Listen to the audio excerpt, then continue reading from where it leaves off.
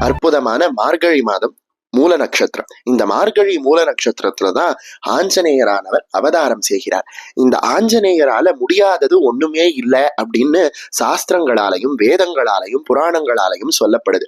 அசாத்திய சாதக சுவாமின் அப்படின்னு இவருக்கு பேரே உண்டு.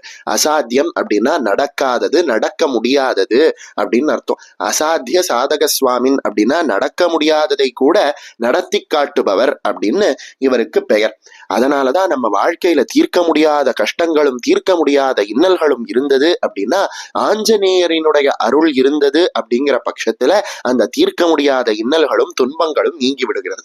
அந்த வகையில பலவிதமான ஸ்தோத்திரங்கள் ஆஞ்சநேயரை பற்றி இருக்கு. அந்த பலவிதமான ஸ்தோத்திரங்கள்ல மிகவும் ரகசியமாக இருக்கக்கூடிய ஒரு ஸ்தோத்திரம் தான் ஸ்ரீ ஹனுமல் லாங்கூலாஸ்திர ஸ்தோத்திரம் அப்படின்னு சொல்லப்படக்கூடிய இந்த ஸ்தோத்திரம். இந்த ஸ்தோத்திரத்துக்கு என்ன மகத்துவம் அப்படின்னா, இந்த ஸ்தோத்திரத்தினுடைய ஒவ்வொரு ஸ்லோகத்திலையும் நாம ஆஞ்சநேயரை ஒரு பிரார்த்தனை பண்றோம். அது என்ன பிரார்த்தனை அப்படின்னா, ஆஞ்சநேயரானவர் தன்னுடைய வாள் அப்படின்னு சொல்லப்படக்கூடிய அஸ்திரத்தினால, ஆயுதத்தினால நம்மளோட எதிரிகளையும் நம்மளுடைய தடைகளையும் நீக்கி அருள வேண்டும் அப்படிங்கிற பிரார்த்தனைய நாம இந்த ஸ்தோத்திரத்துல இருக்கக்கூடிய ஒவ்வொரு ஸ்லோகத்திலையும் வைக்கிறோம். அதனால நம்ம ஆஞ்சநேயரினுடைய அருளால பலவிதமான நன்மைகள் நம்ம வாழ்க்கையில இந்த ஸ்தோத்திரத்தை கேட்பதாலையும் சொல்லுவதாலையும் நடக்குது. அது என்னென்ன பலன்கள் அப்படின்னு பார்க்கலாமா?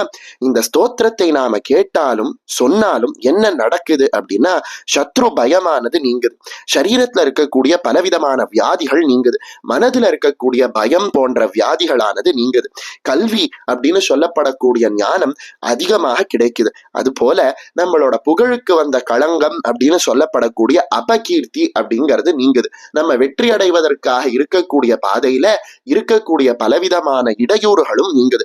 ஜாதகத்துல இருக்கக்கூடிய சனி, செவ்வாய், சூரியன், புதன், ராகு போன்ற கிரகங்களால் ஏற்பட்ட தோஷங்கள் அனைத்தும் நீங்குது. இப்படி இந்த ஸ்தோத்திரத்தோட மகத்துவத்தை சொல்லணும் அப்படின்னா சொல்லிக்கிட்டே போலாம். இந்த ஸ்தோத்திரத்தை எப்படி சொல்லணும், எங்க சொல்லணும் அப்படின்னு கேட்டானா, இந்த ஸ்தோத்திரத்தை முக்கியமா அரச மரத்து அடியில அமர்ந்து கொண்டு ஆஞ்சநேயரை நினைத்து கொண்டு சொன்னாலோ கேட்டாலோ அபரிமிதமான பலன் கிடைக்கும் அப்படின்னு சொல்லப்படுது.